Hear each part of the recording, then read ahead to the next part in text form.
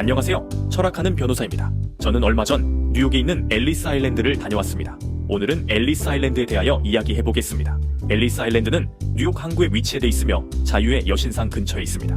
1892년부터 1954년까지 미국의 주요 이민자 통관 장소였으며 1200만 명 이상의 이민자들이 이곳을 통과해 새로운 삶을 찾아 미국으로 들어왔습니다.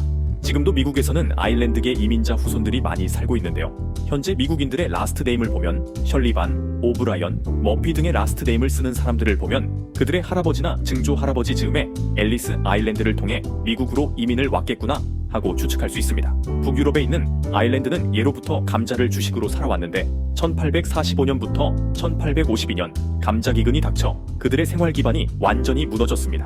그래서 감자 기근을 피해 이 기간 동안 약 100만 명의 아일랜드인이 미국으로 이민을 왔습니다. 이들은 주로 뉴욕, 보스턴, 필라델피아 같은 미국 동부 도시들에 정착했고 이로 인해 미국 내 아일랜드계 인구가 급격히 증가했습니다. 또한 19세기 후반 러시아 정부는 자국 영토 내에 살고 있던 유대인들에 대해 차별과 박해를 실시하였고 특히 1881년부터 1884년 사이에 수많은 유대인 학살 사건이 발생했습니다. 이 폭력 사태로 인해 수천 명의 유대인이 희생되었고 많은 사람들이 생명의 위협을 느끼며 고향을 떠날 수밖에 없었습니다. 이로 인해 약 200만 명의 유대인들도 생존과 종교의 자유를 찾아 앨리스 아일랜드를 통해 미국으로 이민을 왔습니다. 유럽에서 이민을 온 대부분의 이민자들은 재난과 굶주림 혹은 정치적 박해를 피해서 온 사람들이기에 그들은 가난했습니다. 가난한 이민자들은 희망 하나만을 가지고 스틸에이지 클래스라는 이민선의 기계실 바로 위에 위치한 빛도 공기도 잘 들지 않는 값싼 선실에서 일주일에서 약 한 달간의 대서양 횡단을 통해 뉴욕 항구에 도착할 수 있었습니다. 자유와 기회의 땅 미국에 다다랐을 때 그들을 가장 먼저 맞이해준 것은 지금 리버티 아일랜드에 있는 자유의 여신상입니다. 고된 항해에 지친 이민자들은 자유의 여신상의 횃불을 보며 미국에서의 새로운 삶에 대한 희망을 꿈꿨습니다.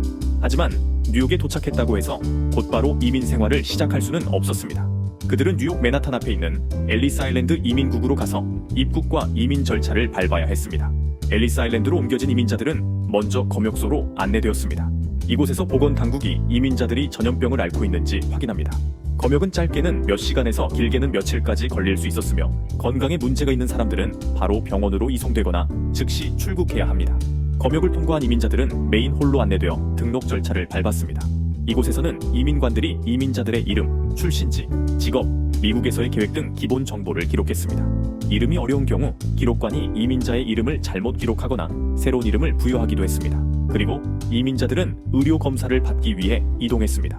의사들은 각 이민자의 신체적, 정신적 건강 상태를 간단하게 점검했으며 문제를 발견한 경우 이민자의 옷에 분필로 표시를 남겼습니다.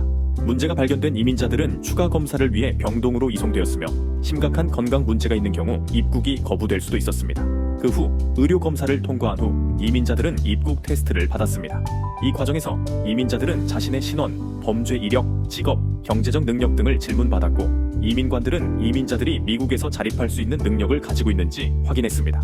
특히 범죄 기록이 있는 사람이나 정치적 반란자 등은 입국이 거부될 수 있었습니다. 그리고 영어를 읽을 수 있는지 여부도 테스트했는데 당시 많은 가난한 이민자들은 읽고 자신의 이름의 정확한 철자를 이야기하는 것도 어려움을 느꼈습니다. 모든 절차를 통과한 이민자들은 드디어 입국 허가를 받고 미국 본토로 들어갈 수 있었습니다. 그러나 약 2%의 이민자들은 입국이 거부되었으며 이들은 곧바로 본국으로 돌아가야 했습니다. 입국이 허가된 사람들은 가족을 만나거나 미국 내 다른 지역으로 이동하기 위해 페리나 기차를 이용했습니다. 이러한 앨리스 아일랜드를 통한 이민은 1954년에 마지막으로 폐지되었고 그 후 미국의 이민은 앨리스 아일랜드가 아닌 미국 국토교통부의 사전 심사를 통해 이루어지게 되었습니다.